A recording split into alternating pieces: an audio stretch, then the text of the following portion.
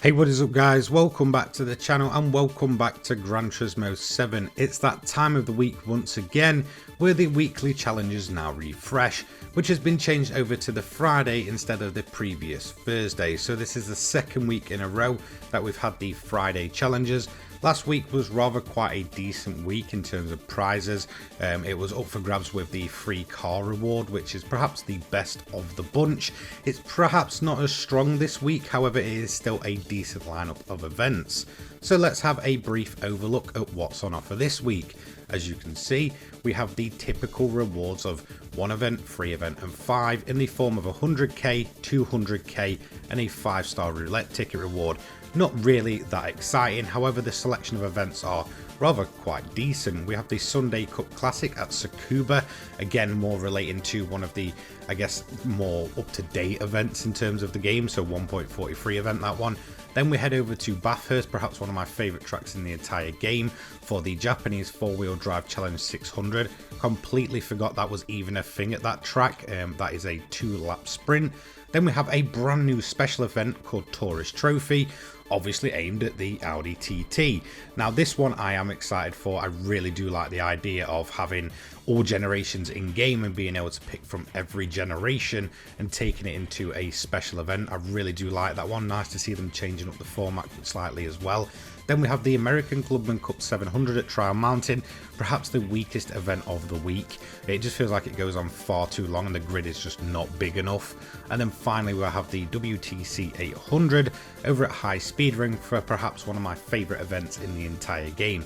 I really do enjoy that one, and it can have different types of weather, as well as it does actually have the day-night cycle going if you are in that race long enough, which is actually quite nice. So a very different kind of event, that one, that can realistically change up depending on, you know, your run and such. So very nice to see that one in. So let's focus on the Sunday Cup Classic. This is event number 1 of the week. This is one of the latest additions to the game, coming with update 1.40, and well, I'm going to use something a little bit different, or something that I've not really used before. That is going to be this, my Toyota 2000 GT. It's a car that I only touched a little bit, mainly actually in the license tests or the mission challenges. I can't remember which one this shows itself in for the fuel consumption one. Since then, never really touched it much.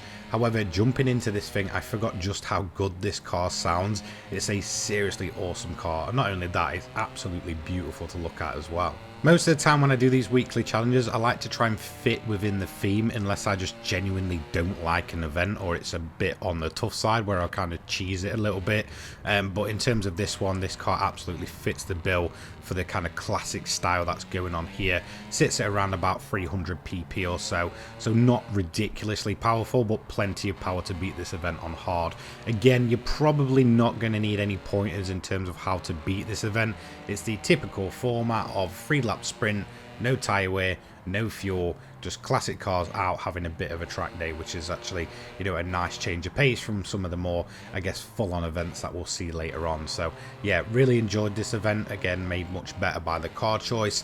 If you're going to tackle this, it's completely up to you in which way you want to do it, whether you just want to absolutely cheese it in one of the fastest cars possible, as it's rather quite open in terms of its PP regulations and the type of cars you can use, or if you want to kind of stay within the boundary of something like I've chosen here with a Toyota. You should be able to get this one done rather quite quickly no matter what.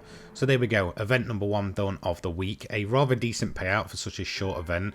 I actually forgot that it was, you know, fairly fair in terms of its payout. So 37,500 credits, and on top of that 100,000 credit bonus for completing event number 1 of the week. So 137k in profit already. So let's move on to event number 2, which is going to be Mount Panorama Motor Racing Circuit, or Bathurst, for the Japanese 4-wheel drive challenge 600, obviously aimed at 600 pp 4-wheel drive Japanese cars. So in terms of the event itself, it's completely up to you what you want to use. Although it says 600, it isn't 600 pp limited, so you can be quite open in your choice. It just has to be a Japanese 4-wheel drive car. So if you want to go for something like a R35 GTR, you're fully able to do so. I went for the R32 Nismo GTR with that insane kind of body kit from the era. I just absolutely love the look of this car, and funnily enough, I do actually have it specifically tuned for Bathurst, running on these Sport Soft compound tyres, so it was just a great excuse to kind of hop in and just kind of give it a thrashing around. I really do enjoy this car. The AI itself, again, there's not many of them. As you can see, there's 10 of them, 2-lap typical sprint, so you're not worrying about tyres or fuel or anything like that. Again, just use whatever you want as long as it sits within the boundaries of the event. The AI itself is rather quite spread out, I've noticed, so if you are using something more closely to that 600 limit, then expect there to be quite a few gaps. And again, if you're picking a low powered car, you're probably going to drop right back when it comes to the main straights. There's quite a few really long straights where you can lose a ton of time or gain a ton of time depending on what you're going for here. So my GTR is fairly balanced, pretty good on exits, obviously 4-wheel drive and such, relatively good top end as well, and very much purpose built for Bathurst. So overall, I know I'd be able to absolutely cheese this one, so it doesn't really matter in terms of the difficulty for me. I would have come out on top anyway. And well, honestly, nothing really happened during this event. It was quite nice to return to Bathurst, but again, it just doesn't feel like it lasts long enough. But that is going to be tick number 2 for the week. In terms of payout for this event, you're going to be looking at 30,000 credits with the clean race bonus. So again, a very low paying event, but it is one of those day one events where they've just not been rebalanced for some bizarre reason. So it is paying less than the first event, which is typically shorter overall. Now heading over to the first special event in terms of the Tourist Trophy, obviously aimed at all generations of the Audi TT, which we now all have, so we have the original Gen 1, Gen 2 and Gen 3. So it is very much open to your choice, which I really do like, and I would absolutely love it if they did one kind of focusing on the Evo. We've seen obviously one last week with the Renault 4, now the Audi TT, and next hopefully we do get all the Evos kind of thrown into one single race as well. So a quick overview: 50,000 credits without the clean race bonus, so 75k with it, and to be honest, it's a very enjoyable event overall. It's just a shame that Polyphony aren't extending these events to include tyre use and fuel use as well, because I would absolutely love to see all of these generations battling it out over maybe 20 to 30 laps or so. I just feel like it would be absolutely spot on, especially if they're only there for a week. Why not just make the special event of the week the highlight of the week, instead of, kind of doing the typical short events, middle with the special, and then the later ones with the, few longer ones. Maybe just make the special events a bit longer, especially if you're now branching out away from the one make and making it into sort of an entire generation of vehicles with the likes of the Audi and possibly maybe even the Evo if they go down that route. I feel like these events will be absolutely made incredible by the fact of, coupling in the likes of tyre wear and fuel use, and just kind of seeing how all different generations of Audi kind of cope with these, I guess, more tougher conditions over a longer period of time. I feel like these cars absolutely deserve that treatment, and I feel like these special events need to be made to feel, well, much more special than just kind of the cars themselves. But overall, I did have plenty of fun. As you can see, I went for the sort of original Audi TT, which I absolutely loved. For me, it is my favourite one of the bunch before it kind of got too, I guess, bulky, and it kind of like it had put on a bunch of weight with the kind of 09 model and the, newer one from the 14 as well. So, yeah, I absolutely did enjoy this one. I had a ton of great battles on track, some side-by-side action with some of the more modern models, and, yeah, it was rather quite a nice balanced field. It was really different to see this kind of thing, but again, I just want Polyphony to kind of put more effort into these than kind of just putting them out there as a quick little sprint race. I definitely feel like they need to kind of focus more towards the tuning and the longer runs and such, which kind of make Gran Turismo feel much better in terms of those overall longer events. So we did eventually get this one done, pulling out a decent gap on the final lap there. Once we'd taken the lead, the AI really wasn't any bother, and that is going to be tick number 3 of the week, and obviously 75,000 credits because we got the clean race bonus. As well as that, we're going to get the 200,000 credit ticket as well on top of that one. So far the credit balance is filling up rather quite nicely, and yeah, I mean, it's not been too bad apart from, I guess, the second event, which is perhaps the weakest so far. However, we are going to go into the weakest event of the week, in my opinion. Whilst the overview of it makes it sound absolutely incredible, it's American cars at Trial Mountain, one of my favorite tracks in game. Unfortunately, it just feels absolutely dragged out just by the absolute lack of actual AI running around. There's only 12 of them for a 5-lap race on one of the longer tracks in the game that can take upwards of over 2 minutes to do a single lap.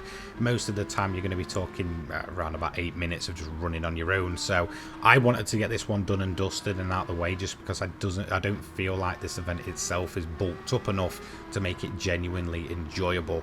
All it needed was the 20 AI cars on the grid over that 5 laps, and it would have been much better. So I went to use the Tomahawk S with its kind of fully upgraded racing softs and, you know, all the extra additions to it and bells and whistles. So I just wanted to get this one over and done with. To be honest, you can cheese this event with a bunch of very, very fast American cars, which was, you know, I guess quite nice in terms of the choice. Again, it's a strange one that does mention kind of a 700 limit, but it's not set in stone, so you can get away with using, well, basically absolutely everything, hence the use of the Tomahawk S, as it classes itself as a road car. Apart from a little bit of air on the few of the bumps of Trial Mountain, it was an absolute breeze to get this one done and dusted, and I even set myself the challenge of lapping the entire grid at least once during the race, which was I guess a little bit of a side mission for me as I went through the entire 5 laps. I did manage to get this one done relatively easy as well, as a bit of a side job for myself, but overall a very, very easy event to get done and dusted. So coming down the main straight on the final lap, it was time to cross the line and get this event ticked off for tick number 4 of the week. Again, in my opinion, it's just the weakest event of the week, just due to not being set quite right for such a longer track. However, the payout itself is rather quite decent at 135k for a race that'll probably take you about 9-10 minutes, as long as you're using a correct vehicle for it. I think I got an average lap of about 130 to 135, so you know, you do the math on that one. So let's have a quick overview of the final event of the week. This is perhaps one of my favorite events in the entire game. This is the High Speed Ring WTC 800. It has the varying weather, it has the tire use, it has a bunch of AI on track at once, so it's very, very balanced for such a relatively shorter track overall. When this event first released, my only criticism for it was just the fact that it felt too short, and again, I do like the aspect of the fact that the weather is completely random. Sometimes you may get rain at the, you know, start of the race, you may get it at the end, you may get it at the middle, or you may not get it at all. Now, unfortunately for me, I had a fully dry run, which was a bit of a shame, because I do like the, I guess, alternate strategy when you get caught out by the rain and the AI has to box in and all that kind of stuff. It genuinely makes this such an exciting event to run, especially considering that the High Speed Ring is a very, very fast track, very easy to make mistakes, although it's kind of deceivingly simple, especially with the high banking.